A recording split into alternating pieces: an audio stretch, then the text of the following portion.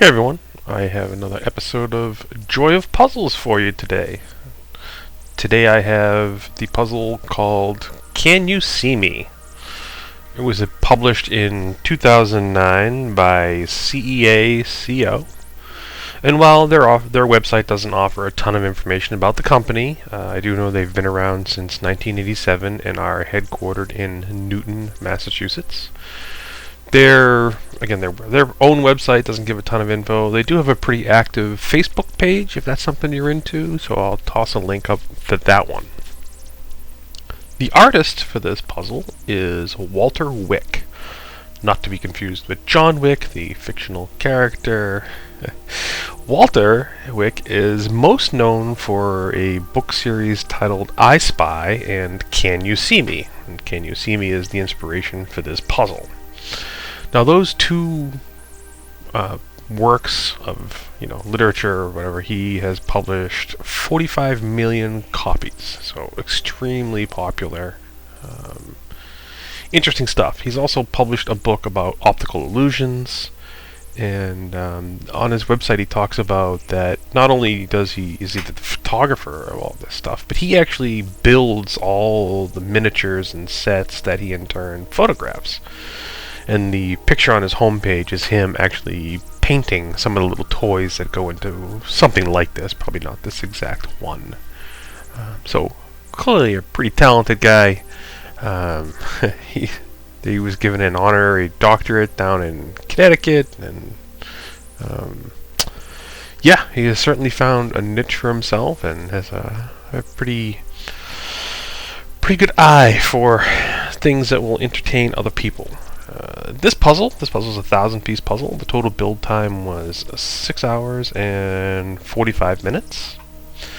The strategy behind it, well, interesting mix here, because I'll start with the border, and the border is a little bit challenging because it really consists of basically 3 colors, but not that difficult at the same time because of the quality of the puzzle. So I looked at this puzzle and I kind of attacked it like a lot of the collage puzzles I've done lately, where I pick a color and let's go build it.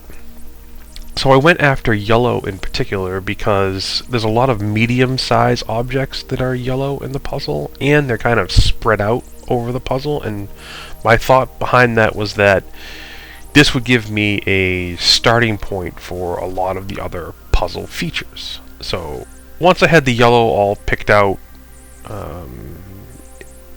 I went after other colors, but what I found is that there's so many small objects with that particular color that you end up with just a lot of random floating pieces. So I went yellow, I went blue and green after that, because they kind of abutted a lot of the yellow features that I had already assembled. But I realized afterwards what I really should have done is the image is a seasonal toy bag, and what I should have done is created the white fuzzy trim around the bag and some of the red that's around there, and that would have helped me frame the image better and then work my way in from there, because there's so many tangential objects that break into the white fuzzy trim that you naturally find yourself filling those things in. So if I build this puzzle again, and I probably will, I won't make that mistake again. I will do the white trim, create that boundary, and then all the objects touching the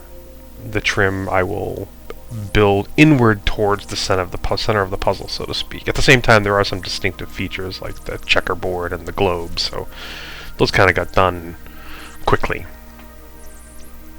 Alright, let's review the puzzle. I'm going to review the puzzle in 4 different categories on a scale of 1 to 5. The first category is the puzzle material itself. How good are the pieces? Are any of them bent? How well is the image bonded to the paperboard? And this puzzle is, frankly, like all the other CEACO puzzles that I build, it is a 4. There is something about the materials that they use and the rigidity of the paperboard that makes it above average compared to all the other brand names that I run into regularly. So I'm giving these guys a 4 for this puzzle. The next category is the puzzle cut quality itself. How well do the pieces fit together? Do you find that a same piece fits in, a bunch of other spots, and oops, you look at it later on and go, oh, that doesn't go there. This brand name is consistently above average. Also a 4 for this category. Without looking at a piece, you could feel it snap into place, so to speak, and be confident that that's where it went. The mistakes of fit are obvious. You put it there and go, oh, that clearly doesn't go there, and your eye tricks you and you think it does, but the fit tells you definitively it does not. So above average, give them a 4. Puzzle difficulty. I built most of this one myself, and it took 6 hours and 45 minutes, so I'm going to give this a 4. It's kind of above average, at least my current average for building puzzles. And I found that a lot of the other collage type puzzles I've built previously had much larger images in them, so that you were able to build bigger pieces. This being full of so many small images, toys, that it was harder to get the little groupings of puzzle pieces together. There was only a couple really distinct images in here, so it's definitely above average in difficulty.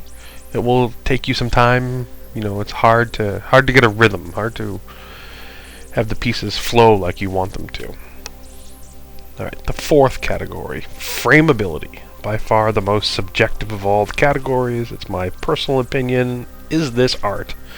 In the respect that, is it something I would hang in my house? Or if I was the type of person that built a puzzle only once, would this be sealed and framed and cherished forever as a completed puzzle?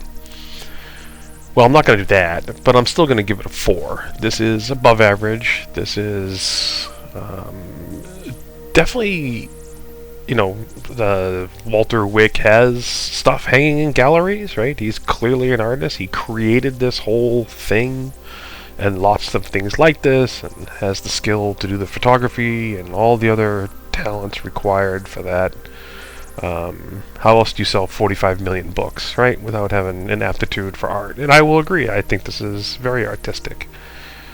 Hang it in my living room? No, that's a different thing, but it's certainly a discussion piece. It would be great in a kid's room, like the whole premise of his books, Can You See What I See, or I Spy. We all played those games as a kid.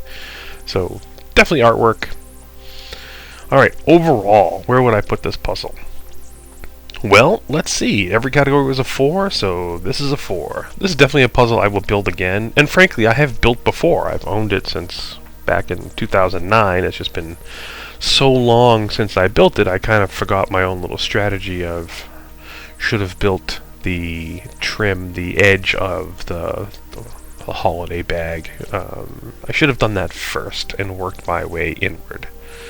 So hopefully I'll watch my own video someday and remind myself before I go to build this, oh yeah, that's what I should do. But this is definitely on the list. I would build this again. The brand name is above average, so when I look through my collection looking for something to build, these always stick out to me as high quality, good puzzles, know what I'm going to get, so definitely a 4.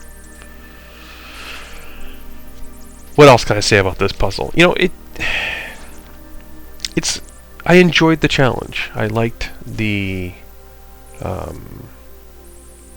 difficulty of the image. Unlike a lot of, again, I've built so many recently, they have lots of images. Like I did one, the treasure trove, for the gaming systems. But when you go back and look at that puzzle, there are just a couple major images in the center of the puzzle that really are easy to build. So building off that really cuts back on the overall difficulty. This is a whole different animal, so to speak. The nature of the small objects means when you pick up a piece, it's much more random. You don't just instinctively go, oh, this is this, because, okay, it's got a speck of yellow on it. Well, frankly, there's hundreds of specks of yellow, or red, or, things like that. And so I kind of, Look forward to building this one again. As you see at the very end here is when I got around to building the edge and putting in the red pieces. And yeah, I should have done that much sooner. And a little bit of hunt and peck in the dark corners and the top. Well, the top piece is basically black. And yeah, you got to hunt and peck by shape. But there's so little of it in the puzzle, it doesn't really matter. And overall, very enjoyable. This is definitely one I'll build again. Alright, at the end here you'll see me put the edge pieces in a little plastic baggie. That's just to save myself some sort time next time, and put the rest of the pieces in a big bag. That's just in case the puzzle pile tips over and I don't want to try to clean that up and mix this all up. I just want to say thanks to everyone out there who takes about 10 minutes out of their day to watch one of these videos. I hope you enjoy them. If you do, go ahead and click the like button, maybe even subscribe to the channel. And I look forward to bringing you more puzzle videos in the not so distant future. Thanks everyone. Bye.